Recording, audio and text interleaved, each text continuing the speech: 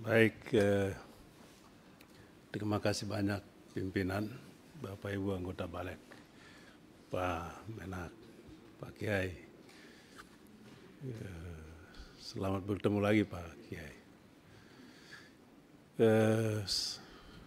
Saya ingin menyampaikan beberapa pandangan mengenai pelaksanaan Undang-Undang 14 tahun 2005.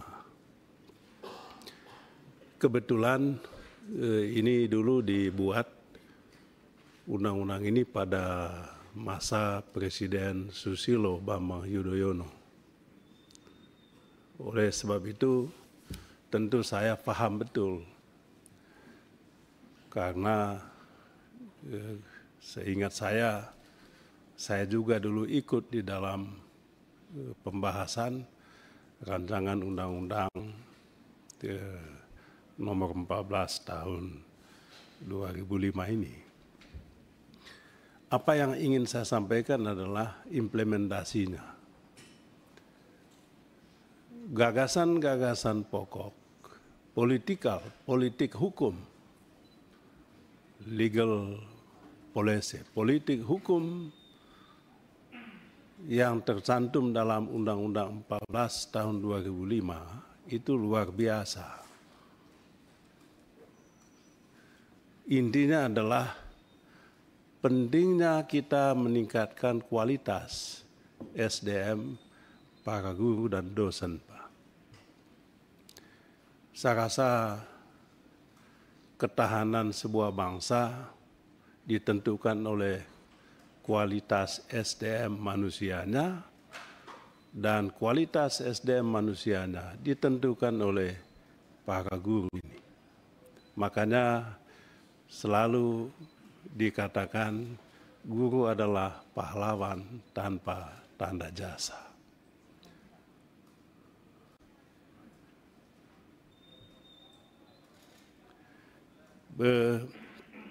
Saya ingin menyampaikan pelaksanaan undang-undang ini setelah kurang lebih 20 tahun, Pak Ketua. 2005 sampai dengan 2025 sekarang 20 tahun. Saya rasa pertanyaan pokoknya adalah apakah substansi undang-undang ini sudah kita laksanakan? Apakah politik hukum yang terkristalisasi dalam undang-undang ini sudah kita laksanakan atau belum? Ini penting untuk kita jawab karena saat ini kita mau merevisi undang-undang ini. Apakah kita mau mengubah substansi-substansi yang tercantum dalam Undang-Undang 14 2025 ini, atau kita mau memperkuat substansi-substansi pokoknya? Apakah politiknya mau kita ubah? Atau hanya memperkuat politik hukum yang sudah tercantum di dalam Undang-Undang 14 tahun 2005 ini? Kalau toh ada yang mengatakan kita gagal, mungkin iya. Tetapi kegagalan itu bukan substansinya semata. Bukan semata-mata substansinya. Tetapi pandangan saya, tata kelolanya yang belum maksimal. Tata kelolanya yang belum optimal. Mengapa tata kelolanya belum optimal? Menurut saya tidak jelas siapa yang sebetulnya bertanggung jawab terhadap pelaksanaannya. Tidak ada single national authority. Kalau saya mau pakai bahasa yang agak ini sedikit, tidak ada single national authority. Apa maksudnya? Aktor-aktornya terlalu banyak. Kemendikbud bikin lain, Kemenak bikin lain, Pemda bikin lain. Tidak ada sinkronisasi, tidak ada koordinasi. Akibatnya saya melihat ke depannya makin gelap itu. Itu satu catatan saya. Mesti perjelas siapa yang bertanggung jawab.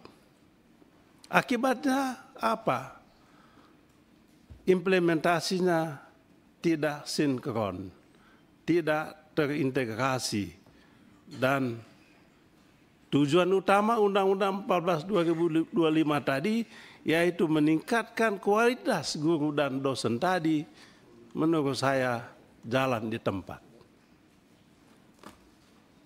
Jalan di tempat. Mohon maaf Pak Menteri, ayah saya seorang guru. 5 saudara saya semuanya guru.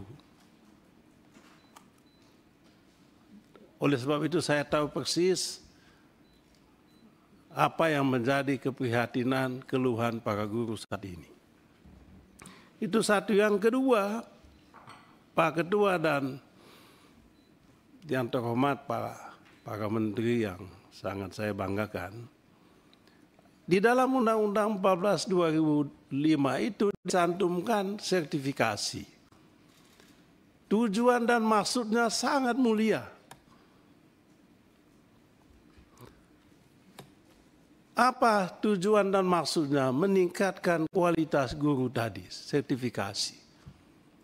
Maka sekolah Pak, kalau di kota Pak Menteri tidak terlalu susah. Di daerah saya di 3T sana di NTT Pak, mbak-yu saya yang jadi guru SD tamatan tahun 78, udah usia 50-an ke atas semua, itu harus mengikuti pendidikan guna mendapatkan sertifikasi ini. Dengan minim fasilitas yang diberikan oleh pemerintah. Apa akibatnya? Akibatnya adalah program sertifikasi yang tadi tujuannya bagus, bukan untuk mengejar kualitas, tetapi untuk apa? Untuk mendapatkan akses tunjangan. Dapat akses tunjangan, Pak, karena itu syarat Pak Menteri. Kalau mau tunjangan harus ada sertifikasi, Pak. Bisa. Ada juga saya tahu yang bisa beli itu sertifikasi. Mungkin ada yang palsu lagi. Palsu. Ya kalau itu sih ijazah aja palsu ya, apalagi sertifikasi. Ya, ada yang teman saya, Pak Menteri, Hakim MK, dituduh ijazah palsu. Iya, sahabat baik saya Pak Arsul Sani. Tapi hebatnya dia tampil di depan tunjuk itu ijazahnya yang asli. Nggak kayak yang lain. Ya.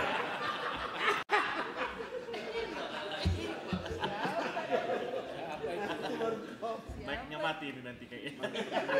Jadi apa artinya? Ini sertifikasi bukan untuk meningkatkan kompetensi tadi Pak. Untuk mengejar itu tadi Pak. Untuk mengejar tadi. Akibatnya apa? Beli pun bisa. Dan ada yang membeli itu.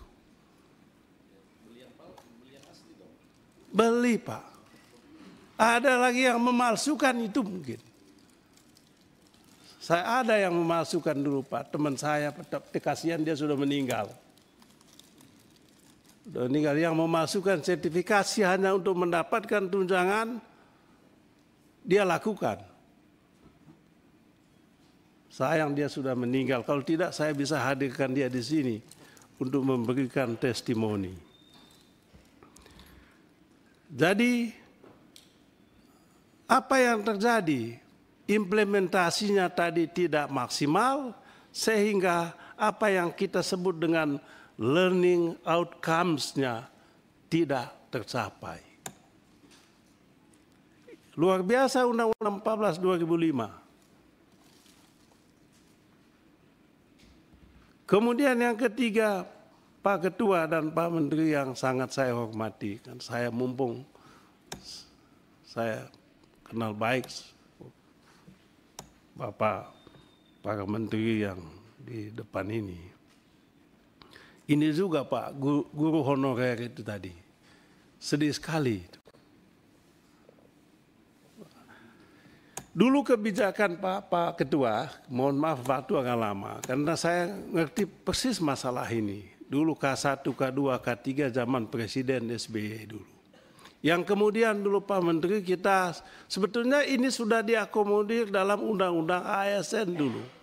Tapi kan kita tahu semua tidak dijalankan.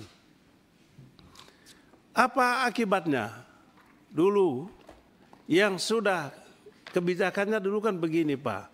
Mereka yang sudah 3, 4, 5 tahun jadi guru honorer ini, itu pilih ASN atau PNS atau P3K. Dan ini berlaku untuk semua sebetulnya. PNS kalau masih usia cukup sesuai dengan persyaratan jadi PNS, diangkatlah jadi PNS. Tapi kalau sudah melebihi Pak, dikasih pilihan, masuklah P3K. Otomatis, tapi semuanya statusnya adalah ASN. Ini tidak dilaksanakan. Sampai dengan saat ini. Ribut di daerah. Ini soal nasib para guru kita ini. Akibatnya Pak, ada Pak Menteri gaji guru honorer ini 250.000 sebulan Pak. Sedih sekali.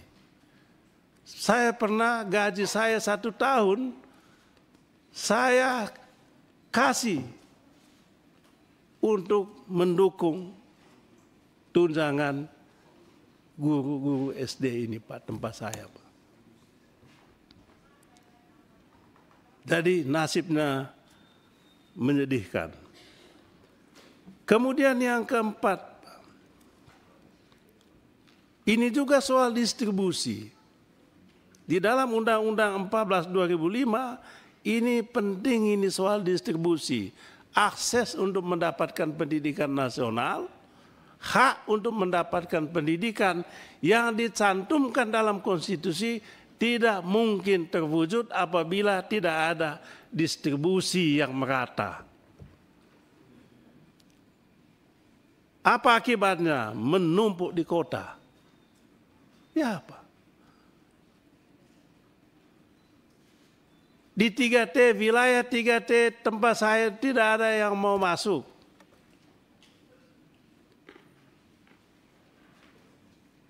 Tidak ada Pak.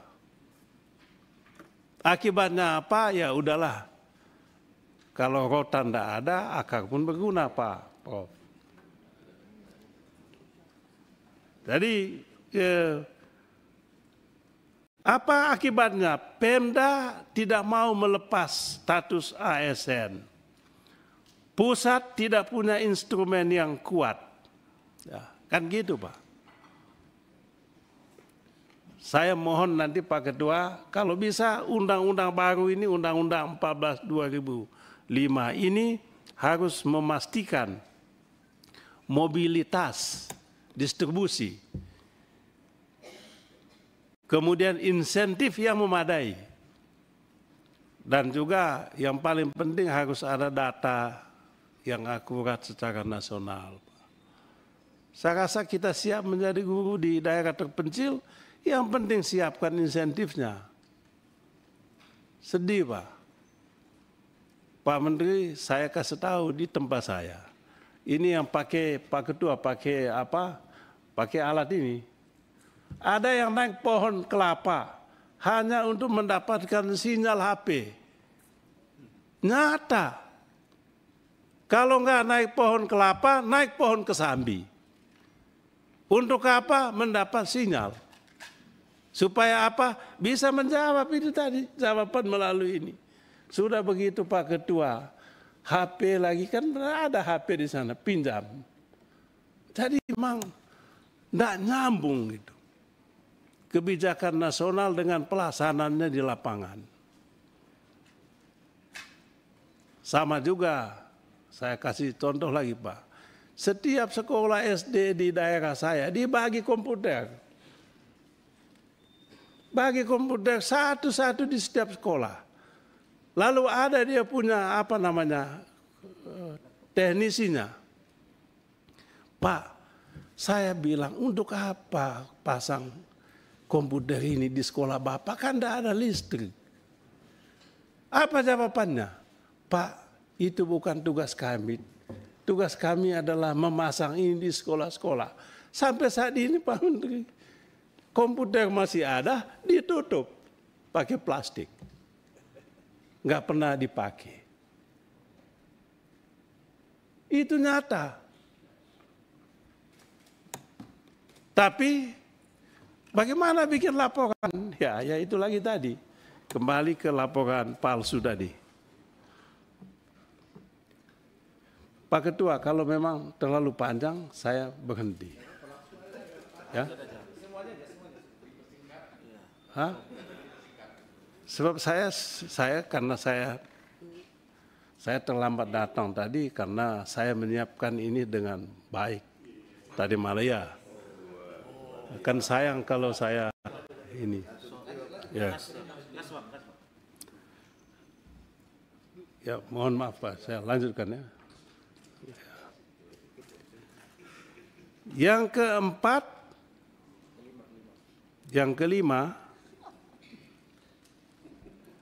saya usul Pak pemerintah nanti ini, saya menyampaikan usul kepada Bapak Ibu sekalian pembentuk undang-undang ini.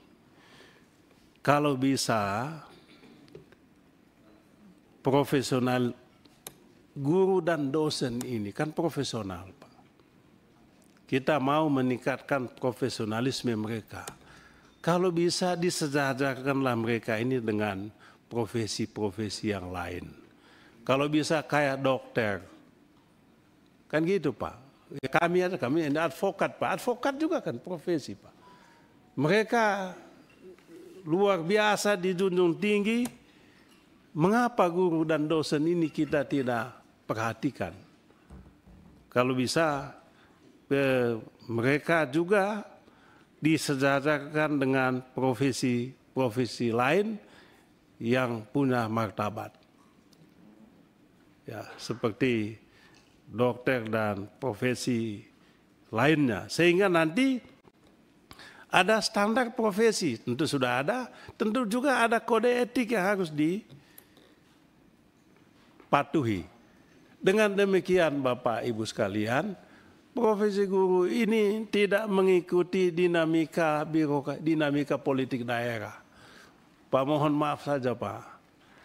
Akibat itu tadi Pak Menteri, banyak sekali guru yang P3K, guru honor itu, yang mau nggak mau ikut tim sukses dalam pilkada. Kalah, berhenti. Menang, ini akibatnya tadi. Itu yang terjadi di daerah. Kemudian yang ke-6, kalau undang-undang ini kita revisi, saya mohon kalau bisa kita mengembalikan, memperkuat posisi tadi martabat guru dan dosen tadi. Bukan sekedar tunjangan, bukan sekedar menaikkan, memperbanyak kuantitas, tetapi yang paling penting adalah profesi ini menjadi profesi yang bermutu, berkualitas, yang dilindungi dan dihargai. Harus dilindungi Pak. Saya di mana-mana Pak, dulu saya masih kecil Pak. Malas, dulu kami jam sekolah selesai jam 1, jam 3 wajib mengikuti masuk kelas Pak untuk baca buku. Kalau tidak datang, kita dicemeti, tempeleng kita. Sekarang Pak, tempeleng begitu, dilapor ke polisi. Lapor ke polisi Pak. Tempeleng juga tempeleng kecil aja. Langsung waduh menangisnya nggak karuan, bisa 1 hari 1 malam. Bahkan dibikin-bikin lukanya supaya ada bukti, waktu laporan ke polisi. Ini Pak, menyedihkan. Jadi kalau revisi kita lakukan, saya mohon benar-benar ini dimasukkan. Pak Menteri, itu saja yang ingin saya sampaikan. Pak Ketua, Bapak Ibu sekalian, mohon maaf jika waktu Bapak Ibu sekalian saya sita terlalu banyak. Ya. Sekian dan terima kasih. Baik. Lebih karena itu Pak, saya punya, bapak saya guru juga. Saudara-saudara saya guru juga. Dulu saya sempat jadi guru waktu kuliah Pak Menteri, tapi guru agama Katolik di SMA negeri di Kota Malang. Jadi saya mencintai, menghargai profesi ini. Sekian dan terima kasih banyak.